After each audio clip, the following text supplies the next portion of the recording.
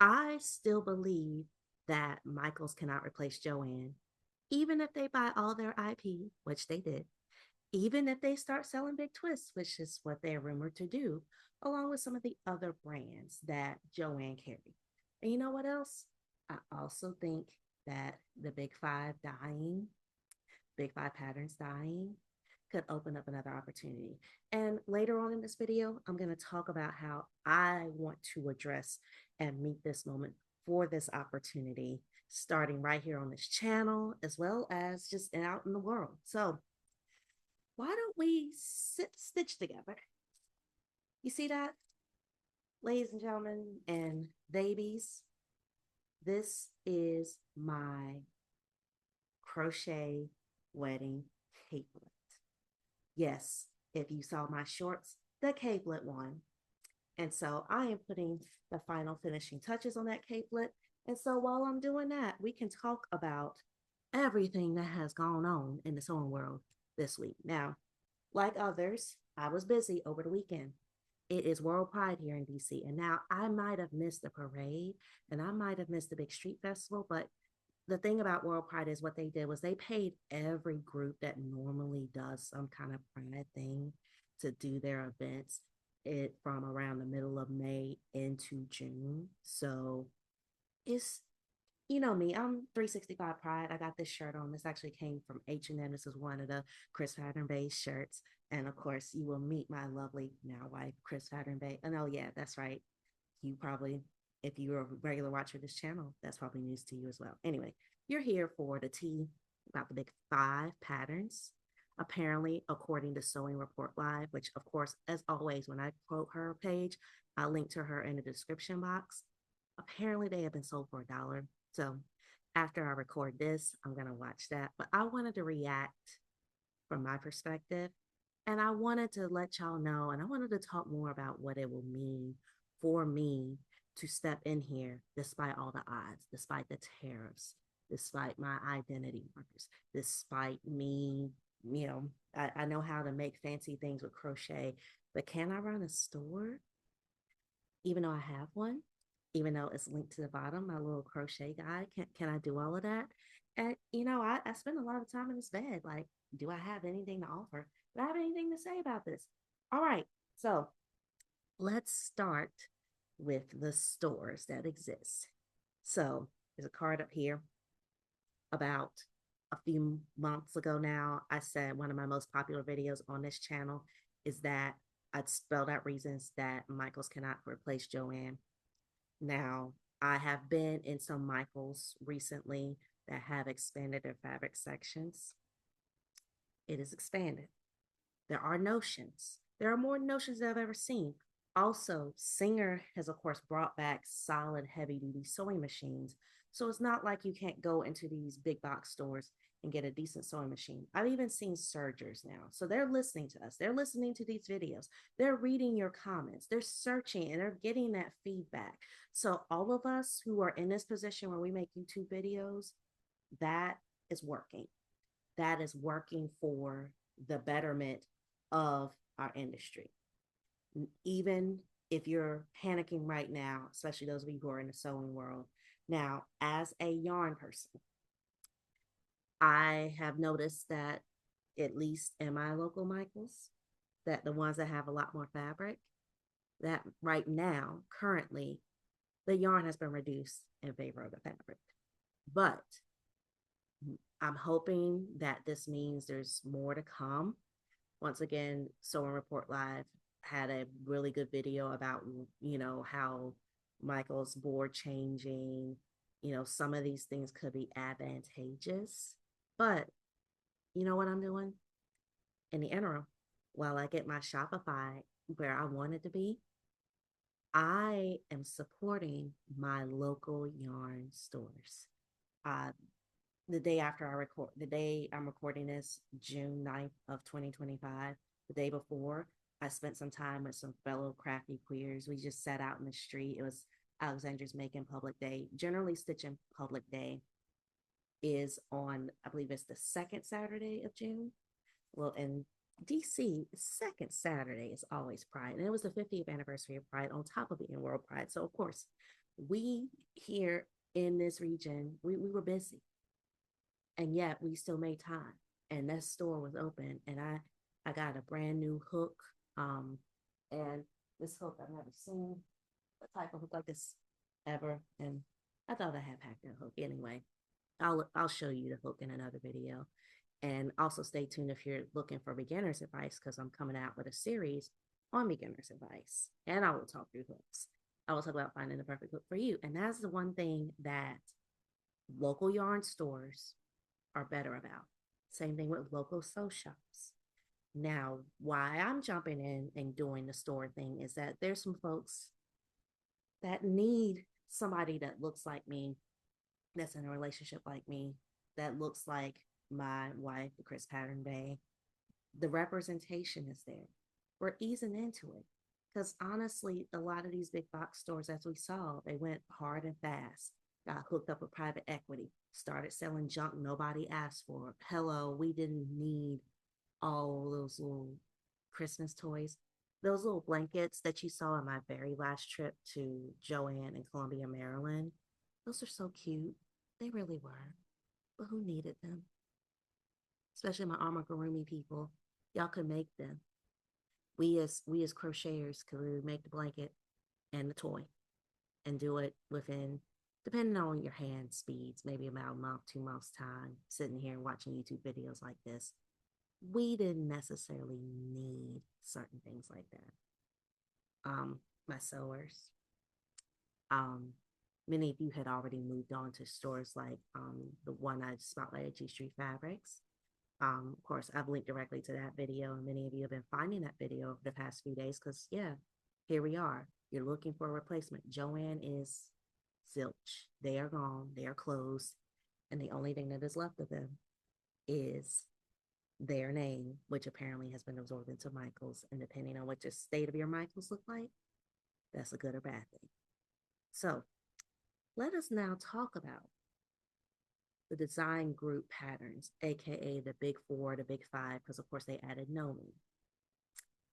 And as much as I wanted to come back, let me run it back a little bit. The big four patterns, I really struggled with. They ran me out of sewing for a while. So let me talk to you about something. I made my first skirt as an adult in 2013. It was a butterick pattern. It had a high yoke. In fact, I'm putting a picture of it here. This is it completed. It was a size to normal label. My mom had already peeped me to the fact that there was no vanity sizing on Big Four patterns. Yours labels, it was by your measurements. But the bigger you got, the more likely your measurements will be out of range. Of course, I have increased in size. I can't actually fit in this skirt anymore. It hurts my heart to say that, but that's true. These patterns, as many of you know, if you go to, we're going to JoAnn's every week, and I was getting in the cycle. It's kind of during the pandemic, heavy pandemic times. You know, that's how JoAnn became my hangout because they were running sales. Now, my strategy, especially after I came up out of this bed after having acute COVID, there were rumblings that we will be right where we are right now with no JoAnn. And I already knew, because I go regularly to sewing stores and the ones that have independent patterns, the ones that you open up and they're on thicker paper, they are they go up in size. In cases like cashmere red, they actually talk about shaping, bust adjustments, butt adjustments, stomach adjustments, waist adjustments. All those adjustments come in the box. And the books, some of the books literally kind of have a little box of the patterns, like they come in. There's projector sewing. There's all these ways of modern sewing that the big 4, 5 weren't really reflecting. No, however, Nomi, and this is the tragedy of this, Nomi, though, was an amazing opportunity for designers of color as well as home designers who weren't necessarily trained up in the fashion scene, or maybe costumers, like just people who weren't like, you know, just in the fashion design scene, were able to leverage this world that we're in of sewing influencers and teachers that use sites like this one, as well as like have built a following in their local areas for being an amazing teacher of sewing or, the needle crafts. They were they were able to be highlighted with those Nomi patterns. However, the drawback, and I will also link JoAnn and Aronica of their respective platforms have talked about this. They talked about it on their Audacity podcast. I'm just gonna link to the whole thing. You should just listen through to it. Obviously there's relevant information and that's not relevant anymore, so fast forward through that. But they talked about the process of making those patterns. They talked about how they did it. They talked about having a vision, but then they would send off the pattern to that company and that company would grade it.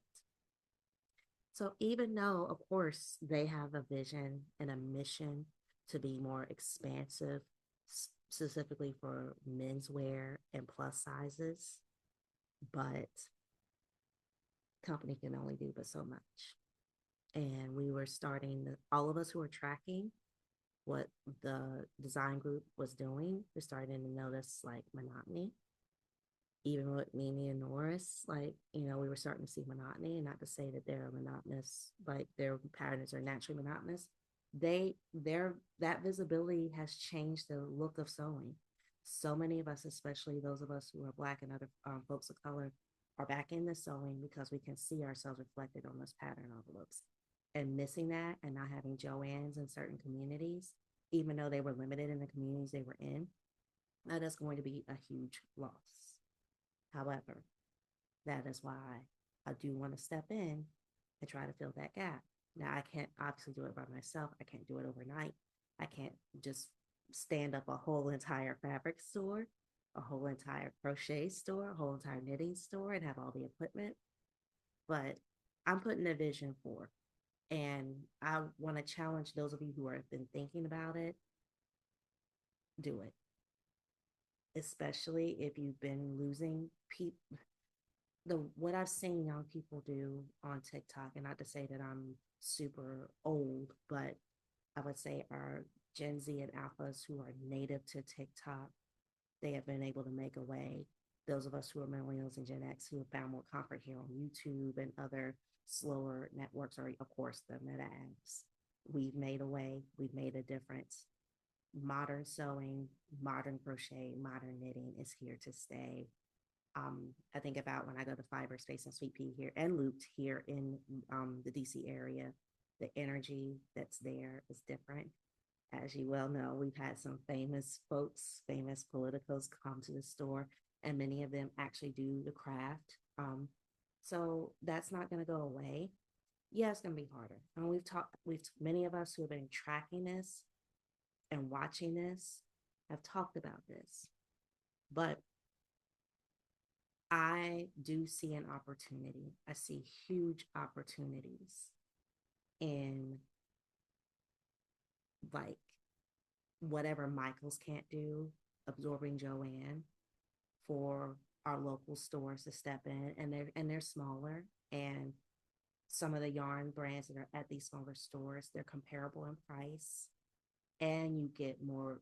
There's more emphasis on teaching and workshops and community, and that's what we need. That's what's going to sustain. That's what sustains any business. Like if we all decided not to, look at Target. If we decided to pull a similar thing on Michaels, they would be in Target's boat. Or in the case of JoAnn, getting so greedy that you ignore your customer base and you continually work to marginalize their customer base. That's how you can go out as well. So start lean, start small, build a community, be committed. And if you're not the extroverted type like myself, even if if you're more comfortable coming on a video channel like this, so all you're doing is basically talking to the camera and you're just letting people accept you as you are, that's a start. or if you have children, grandchildren, young folks, or people in your community that have been asking you do one-on-one lessons, and it's not necessarily for pay. It's more of, hey, I want to keep this craft going, this particular craft going. That's helpful. Um, State fairs are still alive and well, and some of them are coming online.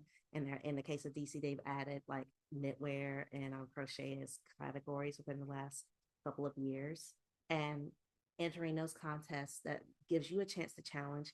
And then if you do win an award, you can say that you are an award-winning fiber, sewist, all those crafters. So just at this moment, and I think this will be the end of the series. Now I will be back on here at various times to talk about other things related to the other stores. But now that JoAnn is gone and absorbed somewhat into Michael's, I'm taking this moment to step up and say, hey, I think I can do this. With the big five gone, and with them already failing with plus sizes and grading sizes and measurements, and the ideas being great, but the rest of the you know apparatus not being great, and the vision not being there, I think I can do my part. And so you can check out my store, chrispattern.com. I already have up for sale. I have I'm working on collecting who might be interested in a meetup. And so that's free. I kind of have my, like, if you see the meetup as a part of the store, that's free, and you purchasing it is, sign up for the newsletter list. And that way I can kind of see where you are, where you're from, collect address data, mainly just to see where you are and what you may need, and the resources that I can provide as a person, as me. Then there's a crochet starter guide. Many of you may remember, if you've been on my Instagram, one of my pinned posts is that I taught at the Hyrick House in DC back in November for their Makers Month. I've also taught for DC Design Week. And so I've used a little schematic, and I made it placemat size. I got a granny square pattern, and I charted my own using Stitch Fiddle, a square pattern. So coaster size square to help you get used to the stitches. Talked about the history of crochet, talked about my favorite supply list, brought you some supplies. Probably won't use Michael's again for reasons, but we tried. We tried. And so I'm hoping to do more of that. And of course, stay tuned here on this channel for my big series that will have getting started, talking about hook selection, yarn selection, finding resources like we talked about here, because these aren't resources no more. They're gonna look very different. And then, of course, I know before I go, let me address the paper problem. Apparently, the big four had the only tissue paper printer left. I hate tissue paper when it comes to patterns. I like it to trace. Like, I was literally retracing. I had tissue paper patterns that was retracing onto parchment paper. So that's how I really feel about tissue paper. I'm not missing that. In fact, one of the things I want to do at my store is have a big printer that can print those patterns properly in the sizes they need to be, and sturdier paper so they last longer. You can make more adjustments quickly, and you can have what you need on the paper. You don't have to try to tape them together, and maybe not have to run to like a FedEx office or UPS store that may or may not know what you're doing, but actually come to somewhere like me that's like, yeah, I can print your patterns. Of course, this is what our sewing world looks like. I can help you with crochet because you've seen it on TikTok. So, but the best thing to do, like once you get motivated and after you've tested it out, sometimes the best thing to do is go talk with someone and have them watch them. But if you can only really watch us on YouTube, we'll be here for you too. So I will see you in my next video. Hang in there. We have solutions. Things are changing, but things are also beginning in this sewing and needlecraft world.